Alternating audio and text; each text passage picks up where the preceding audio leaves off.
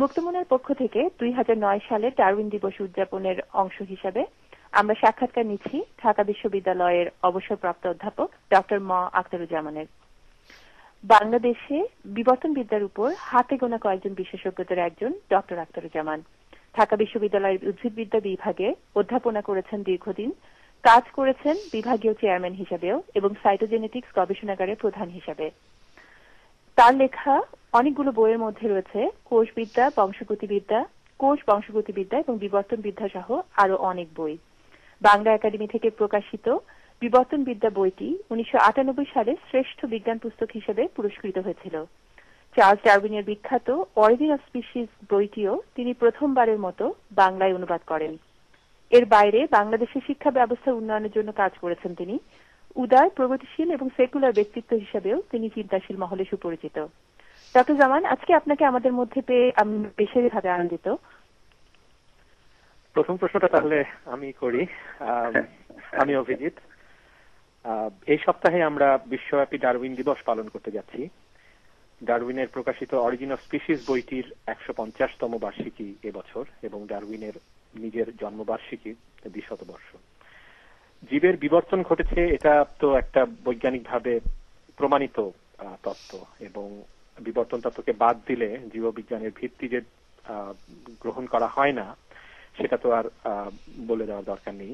কিন্তু তবু আমরা দেখি যে বাংলাদেশ শুধু নয়, পৃথিবীব্যাপী এর বিরুদ্ধে অপপ্রচার বা ঘৃণার কোনো অন্ত নেই। এর কারণ কি বলে মনে করেন? আইনস্টাইনের থিওরি কিংবা অন্য কোনো তত্ত্ব নিয়ে তো এত কারো মাথা ব্যথা নেই, একটু বলবেন কি? হ্যাঁ, ধন্যবাদ অভিজিৎ, ধন্যবাদ বন্যা। আমি এই প্রশ্নটির জবাব এইভাবে দেব। প্রজাতির উৎপত্তি শীর্ষক পুস্তকটি প্রকাশের 150 বছর পর আজ আমরা নিঃসন্দেহে বলতে পারি যে চার্লস ডারউইন মানব ইতিহাসের সবচেয়ে বড় আবিষ্কারটি করে গেছেন। এটি হচ্ছে বিবর্তনবাদ। এর বিবরণী তিনি লিখে গেছেন তার এই গ্রন্থে। রিচার্ড ডাওকিন্স এই আবিষ্কার প্রসঙ্গে একটি তাৎপর্যপূর্ণ কথা বলেছেন। বহির্জগৎ থেকে আমাদের চাইতে উন্নত কোনো সভ্যতার কোনো আগন্তুক পৃথিবীতে এসে প্রথম যে প্রশ্নটি করবেন তা হলো আমরা বিবর্তন তত্ত্ব আবিষ্কার করেছি কিনা। কারণ নিউটন, আইনস্টাইন প্রভৃতি বড় বড় বিজ্ঞানী হলেও তাদের আবিষ্কার সীমিত জড়জগতে, কিন্তু বিবর্তন বিদ্যার নিয়ম জড় জীবজগৎ দুটিতেই প্রসারিত। তাই আগন্তুকরা বিবর্তন তত্ত্ব আবিষ্কারের মাপকাঠি দিয়েই আমাদের সভ্যতার মান পরিমাপ করবে। বিবর্তন তত্ত্বকে বাদ দিলে শুধু জীববিজ্ঞানই নয়, মানুষের সকল জ্ঞান সম্ভারই অর্থহীন হয়ে পড়বে। অথচ মার্কিন যুক্তরাষ্ট্রে, মধ্যপ্রাচ্যে, এমনকি আমাদের দেশেও কিছু কিছু ব্যক্তি বিবর্তনবাদ সম্পর্কে অপপ্রচার করছে। এর কারণ অনেক। একটি হচ্ছে মানুষ নিজেকে জীবজগতের সেরা জীব মনে করে। অন্যান্য জীব, বিশেষত পশুদের সঙ্গে আমাদের রক্ত সম্পর্ক আসলে জিনগত সম্পর্ক আছে, তা মানা অনেকের পক্ষে অসম্ভব। যেখানে কালো মানুষদের সঙ্গে শ্বেতগায় মানুষের রক্ত সম্পর্ক কিছু মানুষ মানতে পারে না, সেখানে সকল জীবের সঙ্গে সম্পর্ক তারা কি করে মানতে পারেন? দ্বিতীয় কারণ হলো সৃষ্টিবাদের প্রতি গভীর বিশ্বাস অনেক মানুষের। বিবর্তন তত্ত্ব সৃষ্টিবাদকে মানে না, মানতে পারে না, কারণ এর পক্ষে কোনো প্রমাণ নেই, যুক্তি নেই। অথচ বিবর্তনবাদের পক্ষে প্রমাণের শেষ নেই। আরো অনেক কারণ আছে যার জন্য কিছু মানুষ বিবর্তনবাদের বিরোধিতা করেন। সেগুলি নিয়ে পৃথক একটি আলোচনা হতে পারে, কিন্তু একটি বিষয় এখানে বলা প্রয়োজন। বিবর্তন তত্ত্বের এইসব বিরোধীরা প্রায়শ অসাধুতার আশ্রয় নেন। ইচ্ছা করে ভুল তত্ত্ব কথা বিবর্তনবাদের নামে প্রচার করেন। যেমন ডারউইন বলেছেন বানর থেকে মানুষ এসেছে। আসলে ডারউইন এই কথা কখনো বলেননি।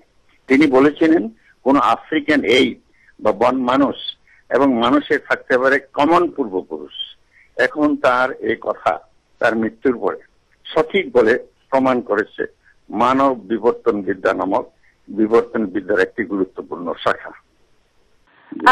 কোন সাধারণ পাঠক যার ধরেন কোন বিজ্ঞান নিয়ে তেমন জ্ঞান কিংবা মাথা ব্যথা নেই, আপনার কাছে যদি আজকে জানতে চায় যে বিবর্তনবাদ সম্পর্কে যদি কিছু জানতে চায়, খুব সংক্ষেপে বা সহজভাবে আপনি তাকে কিভাবে বোঝাবেন?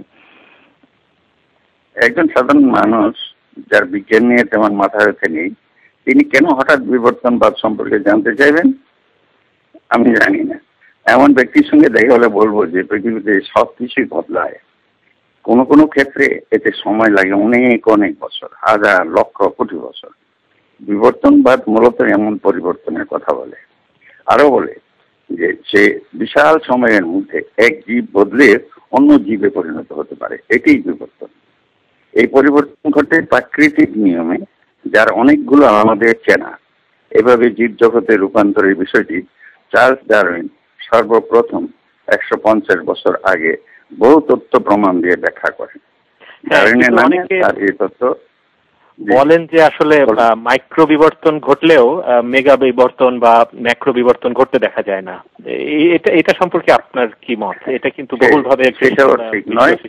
সেটাও এখন পরীক্ষার দ্বারা প্রমাণ করা হয়েছে যে আমরা দুইটা প্রজাতিকে হাইব্রিড করে এক জেনারেশনের মধ্যে অন্য প্রজাতিতে তৈরি করতে পারি।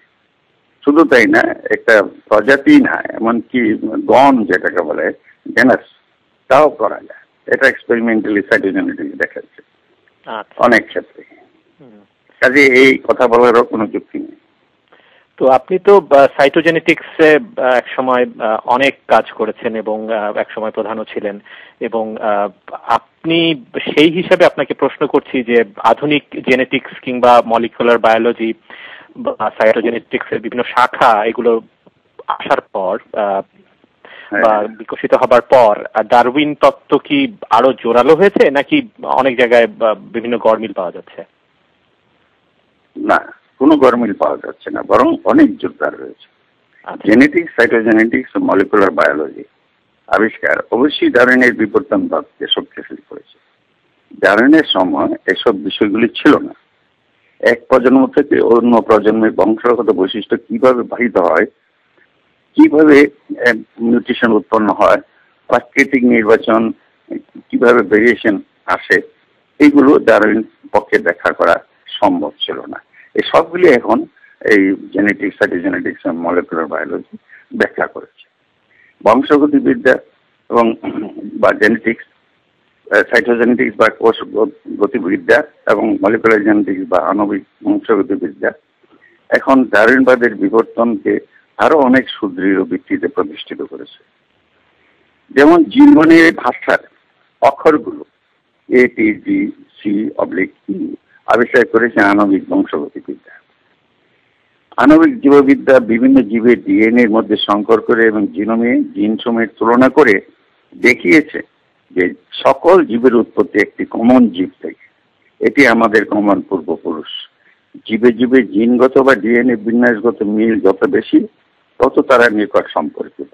যেমন শিম্পাঞ্জি ও মানুষের 99% জিন অভিন্ন। বিবর্তন ছাড়া জীবজগতে এরূপ সম্পর্ক আদৌ সম্ভব নয়। ডারউইন মনে করতেন যে বিবর্তন সচরাচর মন্থর গতিতে চলে, তাই পরবর্তীতে কেউ কেউ তার তত্ত্বকে বাতিল করতে চেয়েছিলেন। সাইটোজেনেটিক্স দেখিয়েছে যে জিন থাকে ক্রোমোজোমে, আরো দেখিয়েছে যে ভিন্ন প্রজাতির উদ্ভিদ সংকর করে তার ক্রোমোজোম সংখ্যা ডবল করে দিলে সম্পূর্ণ নতুন প্রজাতি, এমনকি নতুন গণ প্রায় রাতারাতি তৈরি করা যায়। এই প্রক্রিয়াকে বলে পলিপ্লয়েডি। এটি ছাড়া অ্যানিপ্লয়েডি, ডিলিশন, ডুপ্লিকেশন, ইনভার্সন, ট্রান্সলোকেশন প্রভৃতি ক্রোমোজোম অপহরণের বা এভারেশন মাধ্যমে ক্রোমোজোম মিউটেশনের ফলেও প্রজাতি উৎপন্ন হতে পারে।